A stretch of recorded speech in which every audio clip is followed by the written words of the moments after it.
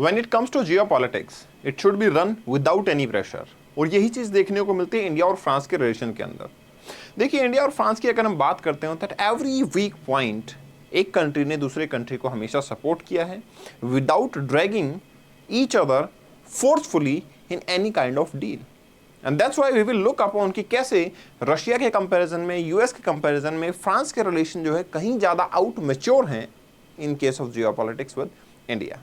चलिए इस रिलेशन को एस्टेब्लिश और अंडरस्टैंड करने की कोशिश करते हैं।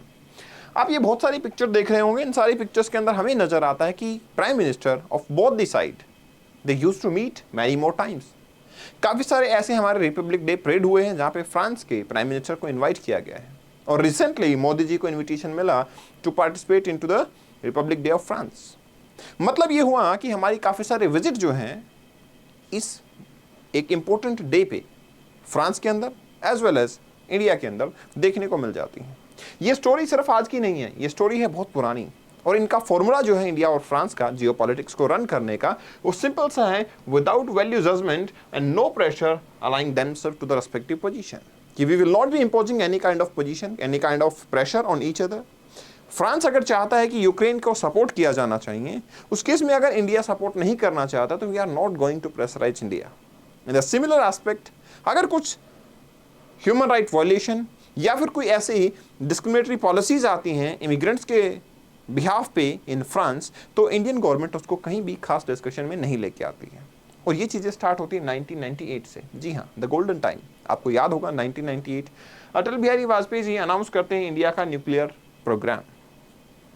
जब न्यूक्लियर प्रोग्राम अनाउंस किया जाता है तो ऑब्वियस सी बात है, जो कंट्रीज़ हैं यूनाइटेड नेशन सिक्योरिटी काउंसिल के परमानेंट कंट्री, जिसके अंदर की रशिया आता है, यूके आता है, फ्रांस आता है, आपके यूएस आता है, चाइना अभी देखने को मिलता है, उन कंट्रीज़ के अंदर क्रिटिसिज्म स्टार्ट होता है कि इंडिया ने न्यूक्लियर टेस्ट गलत किया है। बट जब प्रैक्टिकलिटी आती है और सैंक्शन लगाने की बात आती है तो फ्रांस जो है उसके अंदर वो कंडेम तो करते हैं टेस्ट को, लेकिन सैंक्शन लगाने में उस ग्रुप को ज्वाइन नहीं करते हैं। हालांकि ऐसा नहीं था कि सिर्फ अकेले फ्रांस से, इवन यूके और रशिया भी उसी कैटेगरी के अंदर आते हैं। They doesn't love to impose sanction on India. इसी तरीके से फर्दर मूविंग अहेड, फ्रांस का यह भी देखने को मिलता है कि उनकी जो स्ट्रेटेजिक पार्टनरशिप थी इंडिया के साथ में, उसको भी वो स्क्रैप नहीं करते हैं। मतलब न्यूक्लियर टेस्ट के बाद में जहां एक तरफ यूएस जैसे कंट्रीज हमारे ऊपर सैंक्शन लगा रहे हैं, वहीं पे फ्रांस अपनी स्ट्रेटेजिक पार्टनरशिप को भी मेंटेन किए हुए है। This is the area, this is the picture which is from Paris, जहां पे हमारी ट्राई मिलिट्री सर्विसेज जो हैं वो परेड करते हुए नजर आती हैं ऑन द ओकेजन ऑफ और on the delightful day of France. In the similar pattern मैं आपको एक और चीज बताना चाहूंगा कि जब मैं 1976 के टाइम पे भी फोकस करता हूं तो मुझे पता लगता है कि फ्रांस के प्राइम मिनिस्टर इंडिया को विजिट करते हैं। आप ये मत भूलिए कि ये वो टाइम है जब इमरजेंसी इंपोज की जाती है, और इमरजेंसी इंपोज करने के बाद में इंदिरा गांधी के थ्रू जब इमरजेंसी इंपोज की गई, all over the world India का क्रिटिसिज्म हो रहा था।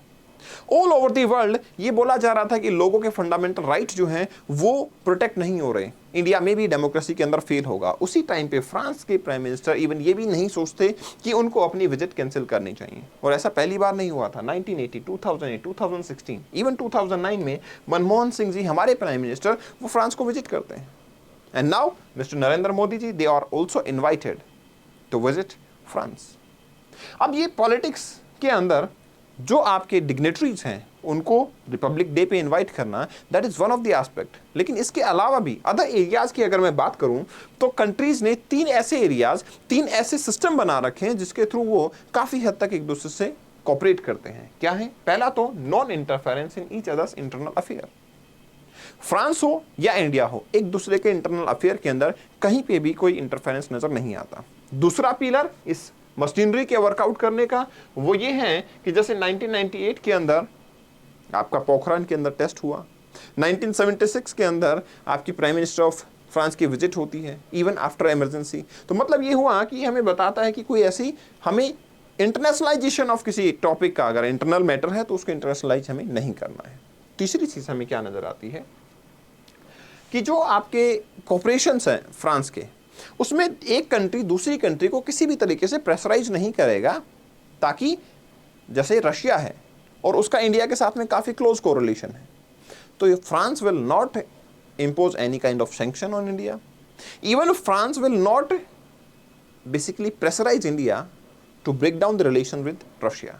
मतलब ये हुआ कि जैसे इंटरनेशनल रिलेशंस की बात आएगी तो we will maintain relation individually with each other, but we are not caring about the other parts कि how you are dealing with that.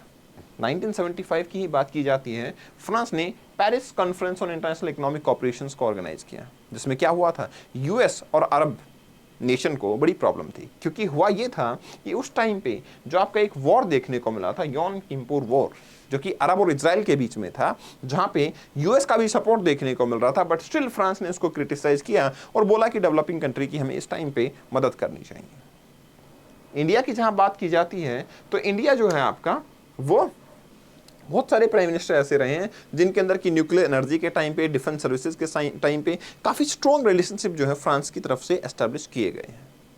2006 की अगर मैं बात करता हूं तो फ्रांस के प्राइम मिनिस्टर की दोबारा से विजिट होती है इंडिया के अंदर, एंड 2008 के अंदर जब हमारे पास न्यूक्लियर सप्लायर ग्रुप सैंक्शन हटाता है तो France was the first country जिन्होंने सिविल न्यूक्लियर डील इंडिया के साथ में साइन की थी। इट वाज नॉट यूएस, जिसके साथ हम आज देखते हैं कि हमारे क्लोज टाई हैं, बट स्टिल यूएस का किसी भी तरीके से पार्टिसिपेशन वहां नहीं था।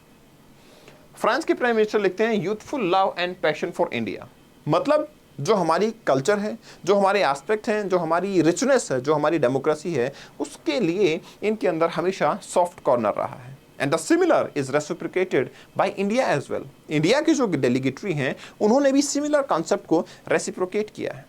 प्राइम मिनिस्टर मोदी की लास्ट वीक विजिट हुई फ्रांस के अंदर, उसमें क्या देखने को मिला, इंडिया के फॉरेन सेक्रेटरी जो हैं उन्होंने पॉइंट आउट किया कि ड्रामेटिक विजुअल्स और वायलेंट आपका एक जो मूवमेंट देखने को मिला था फ्रांस में, उसके बावजूद भी दोनों लीडर्स के आपस में फ्रांस के लिए वायलेंट मूवमेंट अगेंस्ट इमिग्रेशंस, उनके ऊपर कोई डिस्कशन नहीं होती है। सिमिलरली मणिपुर, जिसको कि काफ़ी बार मणिपुर के अंदर जो वायलेंस हुआ है उसको ग्लोबल लेवल पे बहुत बार क्रिटिसाइज किया गया है, but neither France nor European parliament they criticize this particular issue. ठीक है, मतलब ये हुआ कि यहाँ पे रिलेशन वापस से वही नजर आते हैं जो पुराने टाइम पे हमने देखा है कि yes we will respect or we will not interfere in the internal matter of any of the countries, and that's why both countries are sustaining that। दोनों एक कंट्री एक दूसरे के इंटरनल अफेयर की रिस्पेक्ट करते हैं, उसके अंदर इंटरफेरेंस बिल्कुल भी नजर नहीं आता है। अब यूक्रेन वॉर की बात कर लेते हैं। यूक्रेन वॉर जो है एक मेजर जियोपॉलिटिकल स्टेज के ऊपर पहुंच चुका है। इसके अंदर ये देखने को मिला कि नरेंद्र मोदी गवर्नमेंट जो है उनकी पोजीशन ये थी कि यूक्रेन वॉर के अंदर हम किसी के साथ में अलायंस में नहीं जाना चाहते हैं। मार्च 2022 जब एक महीना ही हुआ था यूक्रेन वॉर को, तो फ्रांस ने एक को authored United nation security council के अंदर प्रपोजल दिया कि इस एरिया के अंदर ह्यूमैनिटेरियन एड जो है वो अलाउ होनी चाहिए, बट इंडिया ने इसमें पार्टिसिपेट करना ठीक नहीं समझा, एंड फ्रांस ने इसकी कोई भी नाराजगी किसी भी लेवल पे नहीं जताई। That is the maturity of the relations. अब इसी रेजोल्यूशन को बेसिकली एक्सप्लोर करने के लिए, इस रेजोल्यूशन को फर्दर पास आउट करने के लिए फ्रांस ने ये प्रपोज किया है कि we would like to come in the BRICS nation, और अफ्रीका के अंदर विजिट करेंगे, और जब ब्रिक्स की समिट होगी, if we will be invited, तो हम इस मुद्दे को दोबारा वहां पे उठाएंगे। तो मतलब it is not something like कि इंडिया ने अगर पार्टिसिपेट नहीं किया तो हम इंडिया से बात करना बंद कर देंगे या उनके साथ में कॉपरेशन खत्म हो जाएगा, जो यूजुअली यूएस के साथ में होता है। US always try to impose sanction, हमेशा सैंक्शन की धमकियां मिलती रहती हैं। In the similar aspect France की विजिट होती है, फ्रांस की डेलीगेटरी की विजिट होती है in China, but that doesn't have any correlation with India.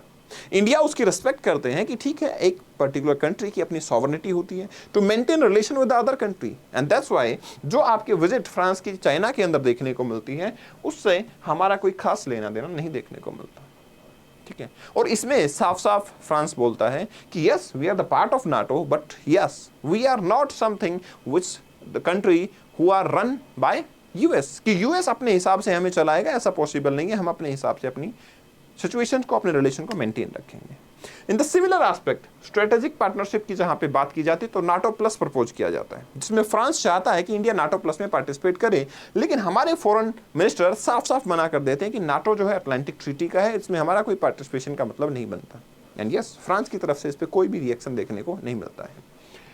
India France road map Indo Pacific के अंदर रिलीज किया गया। हमारी रीजनल मिलिट्री कॉपरेशंस जो है वो काफ़ी हद तक देखने को मिलती हैं। इवन मैं बोलूँगा कि हमारी Indian navy they use to conduct joint patrolling so far in the Indian ocean region, in the area of Reunion island, and France navy is the only navy जिसके साथ में हमारे जॉइंट पेट्रोलिंग जो है वो देखने को मिलती है। इसके अलावा किसी कंट्री के साथ में हमारी जॉइंट पेट्रोलिंग जो है किसी भी लेवल पे देखने को नहीं मिलती है। So that is a kind of understanding and that is a kind of mutual relation we have with each other. Finally मैं ये कहना चाहता हूं कि इंडिया का जो P5 मतलब यूनाइटेड नेशन सिक्योरिटी काउंसिल के अंदर वैसे तो 15 मेंबर होते हैं, इनमें से 5 परमानेंट मेंबर होते हैं, 10 आपके रोटेशनल बेसिस पे मेंबर सेलेक्ट होते रहते हैं, नॉन परमानेंट इन नेचर। तो P5 आर दोज कंट्री जो परमानेंट मेंबर हैं। उनके ऊपर अगर बात की जाती है तो इंडिया और फ्रांस का रिलेशन जो है वो आपके जियोपॉलिटिक्स के अंदर कहीं ज्यादा एक्सटेंडेड लेवल पे है in comparison to other countries. हालांकि ऐसा नहीं है कि P5 के अदर कंट्रीज के साथ में इंडिया के कोई अपोजिट रिलेशंस हैं, बट स्टिल फ्रांस के साथ में जो म्यूचुअल अंडरस्टैंडिंग है वो किसी अच्छे लेवल पे है in comparison to the other areas.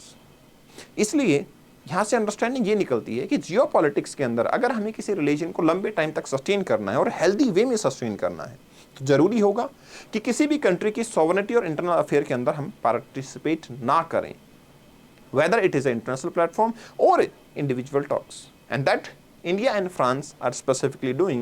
That's why जो रिलेशन चाहे न्यूक्लियर सप्लाई ग्रुप के क्रिटिसिज्म के बाद हो, चाहे पोखरान टेस्ट के बाद के हो, चाहे इमरजेंसी के टाइम पे हो, चाहे इकोनॉमिकल क्राइसिस के टाइम पे हो, या फिर 2008 में जब सैंक्शन हटाए गए तब हो, या फिर रशिया यूक्रेन वॉर के टाइम हो, या फिर आपके ब्रिक्स समिट या नाटो प्लस के अंदर पार्टिसिपेशन की बात हो, फ्रांस ने हमेशा एक अच्छा स्टैंड जो है इंडिया के लिए रखा है।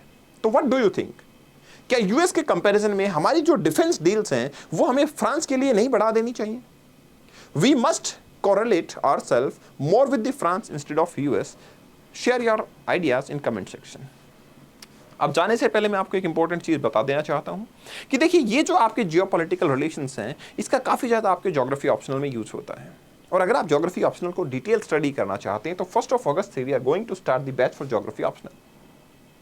For taking admission, to take admission, you can just go to the comment section, वहाँ पे आपको लिंक मिलेगा, आसानी से आप एडमिशन ले सकते हैं। इस सेशन की PDF को डाउनलोड करने के लिए Kapil Bhardwaj official Telegram channel को डाउनलोड करेंगे। मुझसे अगर बात करनी है तो Kapil Bhardwaj for you is my insta handle, you can get in touch with me. Okay guys, thank you very much, all the best, take care.